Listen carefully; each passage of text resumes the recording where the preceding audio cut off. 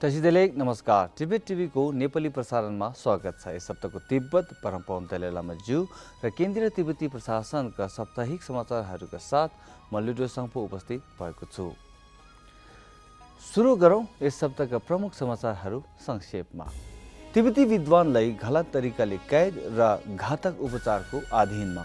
चिनिया अधिकारीहरूद्वारा mobile phone निरीक्षणले धेरै तिब्बतीहरू पक्राउ। निर्वासित तिब्बती संसदका सभामुख खिम्पु सोनाम टेम्पेलले क्याप्चे डोडरुप्छे रिम्पुछेको निधनमा श्रद्धाञ्जली अर्पण।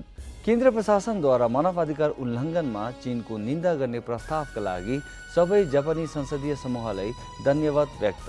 तिब्बतका लागि जर्मन संसदीय समूहले नयाँ विधान कार्यकालको लागि पहिलो बैठकको आयोजना। अस्ट्रेलियाका संसदहरूले उज्जा जियालाई तिब्बतमा संयुक्त प्रयासको लागि बधाई व्यक्त। जेनेभाको स्विस तिब्बती समुदायले तिब्बतमाथि चीनको निरन्तर कब्जाको विरोधमा विरोध प्रदर्शन। अब समाचार विस्तारमा।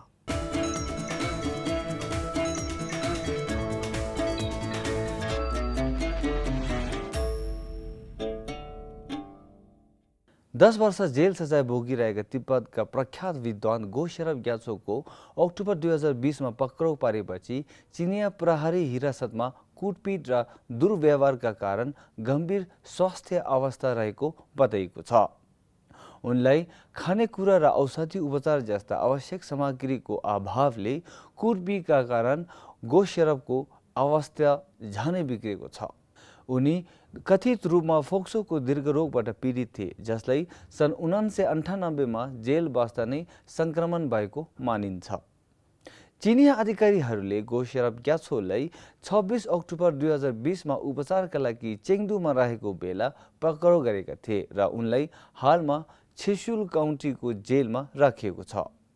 भर्खरैको रिपोर्ट अनुसार जनवरीमा तिब्बतको ढाकोमा 3 तिब्बती तीर्थयात्री नोर्सो नामक एक महिला र 2 जना पुरुष आसङ र ढोटालाई पक्राउ गरेको छ।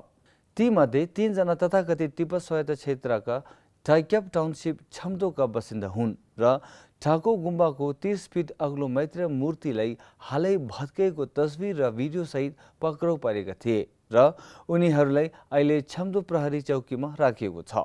यसै वर्ष जनवरीको सुरुमा ढाको गुम्बाका भिक्षु टासी दोर्जेले पनि पक्राउ गरेको स्रोतले पुष्टि गरेको छ। उनलाई तिब्बत बाहिर हालै भएको ढाकोमा अशान्तिको जानकारी पठाएको आरोप लगाएको छ।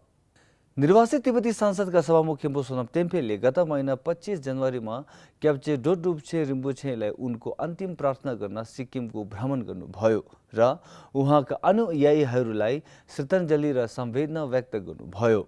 सभामुखलाई सिक्किमका सरकारी अधिकारीहरू, स्थानीय तिब्बत सभाका अध्यक्ष, सेटलमेन्ट अफिसर र गैर सरकारी संस्थाका सदस्यहरूले स्वागत गरेका थिए।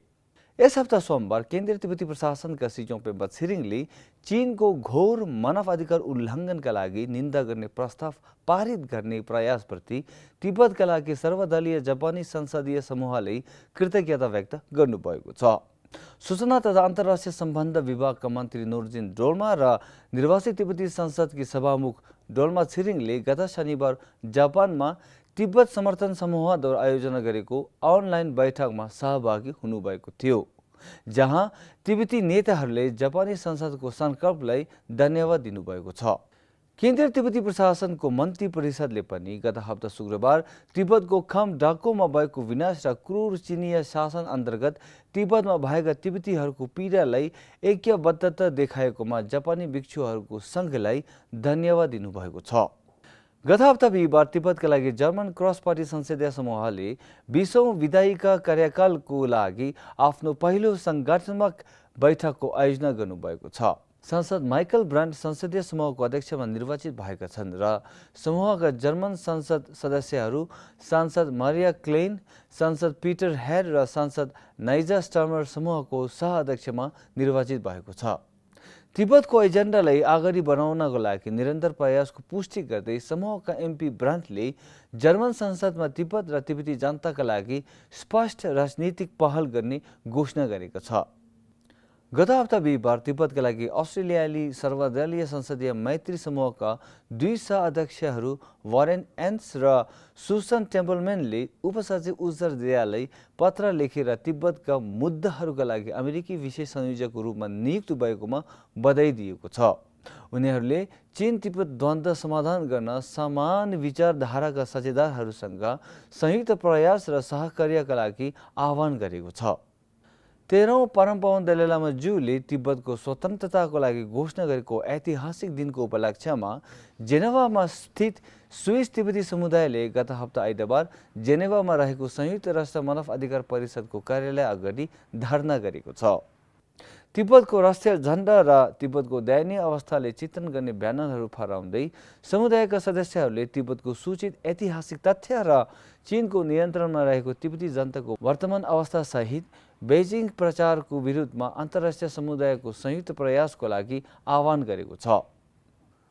हस् त आजको लागि साप्ताहिक समाचार यति नै। अर्को हप्ता फेरि भेटौँला। टासी तेलिक नमस्ते।